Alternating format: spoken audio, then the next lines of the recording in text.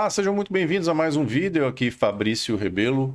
Hoje, para falar em um formato um pouco diferente, nós vamos fazer uma errata em relação a uma live que fizemos aqui no canal sobre o PL 6354 de 2019, que foi aprovado na Comissão de Segurança Pública. Nós fizemos uma live e ali ficaram faltando algumas informações que seriam fundamentais, que seriam primordiais para a apresentação aqui ao nosso público e que não ficaram tão claras. A gente não ficou ali com uma possibilidade de compreensão como seria necessário. Então, em vez de tentar corrigir com a edição, seria até possível fazer uma edição e ajustar um pouco a sequência das informações. Eu preferi tirar a live do ar, tirei ela do nosso canal e estou abordando novamente, mesmo que do início, fazendo do zero, esse tema para esclarecer de fato do que é que se trata o PL 6354 e quais são as suas impactações, quais são os seus reflexos no acesso às armas de fogo no Brasil, principalmente em relação à posse e ao porte de arma. É isso que a gente vai ver agora neste vídeo, logo após meus habituais lembretes, para que você não deixe de interagir aqui conosco, né? Deixando sua avaliação, seu comentário. Se você não é inscrito, aproveitando para se inscrever, ativar suas notificações, compartilhar o nosso conteúdo é uma forma de ajudar a que o canal tenha maior relevância na sua produção, e conferindo aqui na descrição do vídeo as formas de receber notificações personalizadas, de assinatura e apoio ao canal, inclusive com os comentários destacados aqui pela opção Valeu, que agora está disponibilizada também aqui como forma de apoio. A primeira questão a respeito desse assunto é identificar do que se trata o PL 6354. Trata-se de uma iniciativa do deputado federal Luiz Miranda, notabilizado ali por vender aquele sonho americano, ele tem um canal aqui no YouTube, não sei se ainda mantém, sobre as possibilidades de ir morar nos Estados Unidos e suas facilidades, as oportunidades de negócio, e que acabou sendo guindado à condição de deputado federal, pelo Distrito Federal, que teve por objeto recrudescer, aumentar as punições para crimes cometidos com arma de fogo. Projeto de viés extremamente desarmamentista, embora o deputado tenha sido identificado em dado momento como defensor do acesso às armas, essa proposta é essencialmente desarmamentista e o objeto dela consistia basicamente em tornar inafiançável o crime de porte ilegal de arma de fogo de uso permitido, mesmo quando a arma estivesse registrada em nome do agente, criar uma agravante geral na prática de crimes para todos os delitos cometidos com emprego de arma de fogo e no crime de homicídio criar uma causa de aumento relativa à utilização de qualquer arma. Hoje, no crime de homicídio, nós temos uma disposição que estabelece esse aumento de pena para o caso de utilização de armas de calibre restrito ou proibido. E a proposta faria com que todos os calibres entrassem nessa causa de aumento, ou seja, criasse aí mais uma possibilidade de exasperar, de aumentar as penas no caso de homicídio cometido com arma de fogo. Evidentemente, em relação à criação da agravante que é proposta no projeto, que era originalmente proposta no projeto, e a causa de aumento em relação ao homicídio, não há o que se questionar, são iniciativas que vão de fato ao encontro daquilo que é a melhor técnica no âmbito do processo penal, que é punir o uso ilegal da arma e não apenas o contato com ela. Então não há aí como se estabelecer maiores críticas a esse respeito, ainda que nós saibamos que dentro do sistema penal não é o mais importante aumentar as penas. É muito mais efetivo garantir que as penas que existem vão ser efetivamente cumpridas, né? A certeza da aplicação da pena para fins de inibição do crime, ela é muito mais eficaz do que aumentar, do que se criar penas maiores. No entanto, quando o projeto chega na questão ligada à inafiançabilidade do crime de porte ilegal de arma de fogo, aí ele revela totalmente o seu viés desarmamentista. O que é que nós temos já hoje previsto?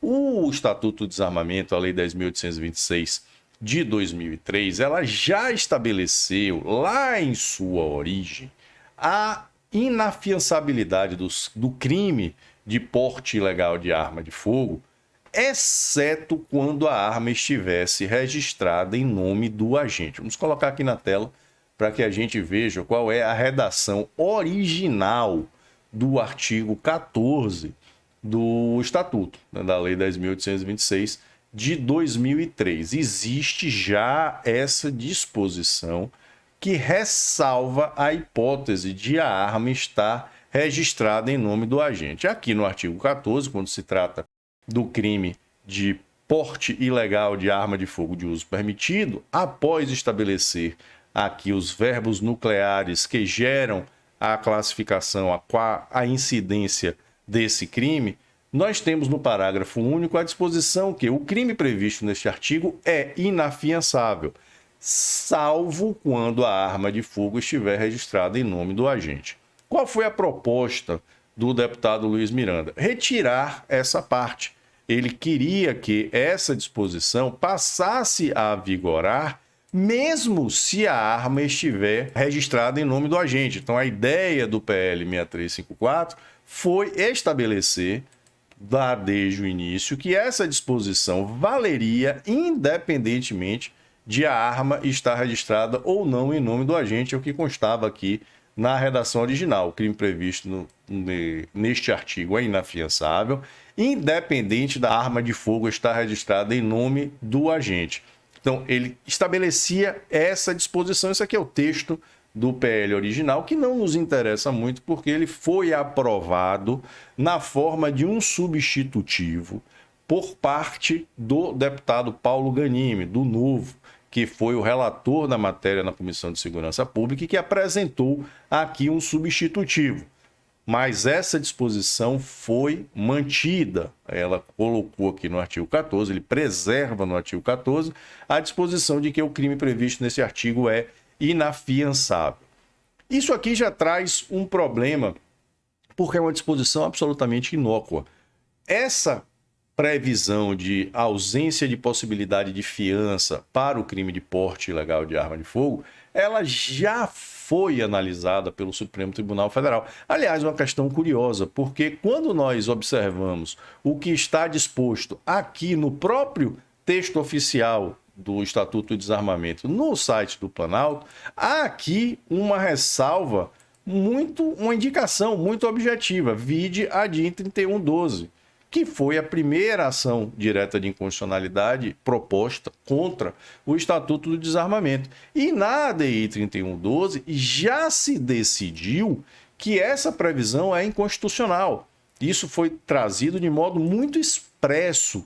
Aqui vou botar a ementa do julgamento da ADI 3112, e aqui no seu item 4 se constou expressamente: a proibição de estabelecimento de fiança para os delitos de porte ilegal de arma de fogo de uso permitido e de disparo de arma de fogo mostra-se desarrazoada, porquanto são crimes de mera conduta que não se equiparam aos crimes que acarretam lesão ou ameaça de lesão à vida ou à propriedade. Então, o Supremo Tribunal Federal, valendo-se do critério de proporcionalidade para aferir a constitucionalidade das normas, já estabeleceu que essa disposição é inconstitucional.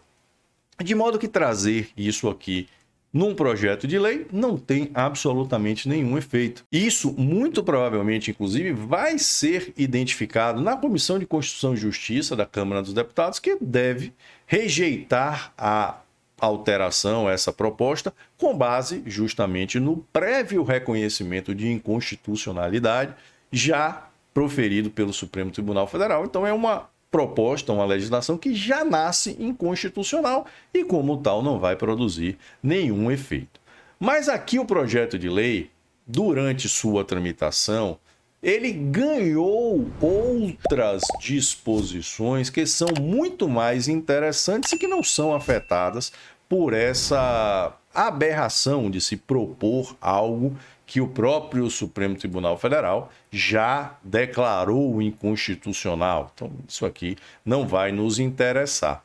Mas se nós voltarmos aqui às disposições do PL, nós vamos encontrar algo que afeta diretamente o acesso às armas, algo que, inclusive, foi até comemorado pelo deputado Paulo Ganimi, né? Ele fez aí uma disposição, uma exposição a respeito desse texto, comemorando a possibilidade de se ter essa alteração. Vou ver se eu coloco aqui, até se eu acho aqui na tela para a gente colocar a manifestação, né?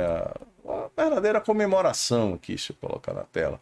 Aqui que saiu no Boletim da Liberdade, o deputado do Novo celebra projeto que desburocratiza acesso ao porte de arma. E, de fato, temos aqui uma disposição bastante interessante a esse respeito. E é isso que a gente vai ver aqui agora. O que é que o projeto traz a respeito não só do porte, como também da posse de arma. E em relação à posse, com uma forma terrível, muito ruim.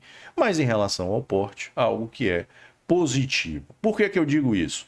Aqui, o que é que o projeto faz em relação ao artigo 4º do Estatuto do Desarmamento, que é o artigo que estabelece os requisitos para a aquisição de arma de fogo.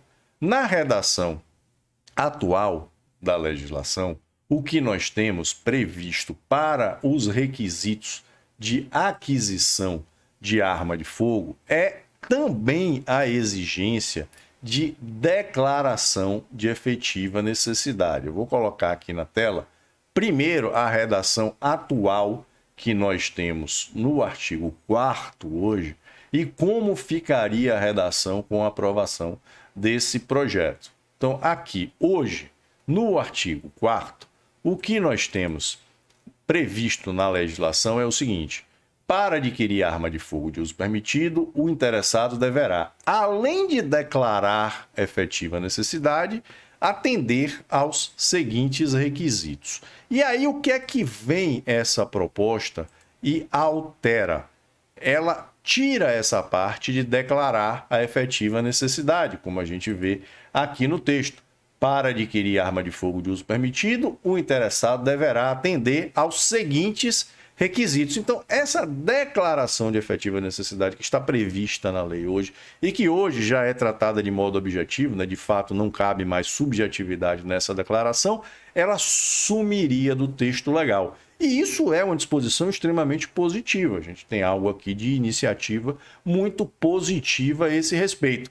Mas existe um porém. É que ele coloca aqui no inciso 4º que há necessidade de demonstração de efetiva necessidade no caso de aquisição de armas adicionais. E aí não há qualquer regulamentação, não há qualquer definição do que sejam essas armas adicionais. Armas adicionais seriam já a partir da segunda arma? A segunda arma já seria considerada uma arma adicional? Se esse for o caso, nós temos uma restrição imensa em relação ao que hoje existe na prática. Porque hoje a declaração de efetiva necessidade não é mais subjetiva, é objetiva, ainda que esteja vinculada a um decreto e haja impugnação a isso no âmbito do Supremo Tribunal Federal. E nós temos um limite muito maior da aquisição de armas de fogo, sempre nessa discussão entre 4 e 6, mas prevalecendo os 4, nós temos essa possibilidade. E aqui nós teríamos uma alteração em face da qual, para adquirir uma segunda arma, já uma segunda arma, seria necessário, e aí não só mais declarar efetiva necessidade, mas demonstrar a efetiva necessidade da segunda arma. Então, nesse aspecto, o projeto é extremamente restritivo. Embora ele elimine do texto legal a previsão da declaração de efetiva necessidade, ele introduz a demonstração de efetiva necessidade já para a segunda arma. Então, uma proposta que, nesse aspecto, se revela absolutamente restritiva em relação ao efetivo acesso às armas. Isso não pode ser apresentado como uma facilitação, como um avanço muito grande, porque impõe uma restrição muito forte. Então, é uma forma de garantir o direito, mas acompanhado de uma imensa restrição já para a segunda arma. Mas nós temos algo muito mais objetivo aqui e proveitoso nesse aspecto, que é algo que passa aqui bastante despercebido, né? Nós temos aqui a parte penal, como eu disse, a criação da agravante, né, agravante geral do artigo 61 lá do Código Penal, onde se traz as agravantes gerais para todos os crimes. Então aqui se criaria a agravante da prática de crime com emprego de arma de fogo, e no delito de homicídio, o inciso 8º passaria a vigorar com a causa de aumento de crime com emprego de arma de fogo. Aqui há uma alteração, porque hoje, no Código Penal, lá no artigo 121, o que a gente tem no inciso 8º é com emprego de arma de fogo de uso restrito ou proibido. Então, nós teríamos a alteração para que qualquer crime praticado, ou melhor, o homicídio praticado com qualquer arma já ensejasse esse aumento de pena, a reclusão passasse a ser de 12 a 30 anos. É a disposição aqui a proposta trazida pelo projeto.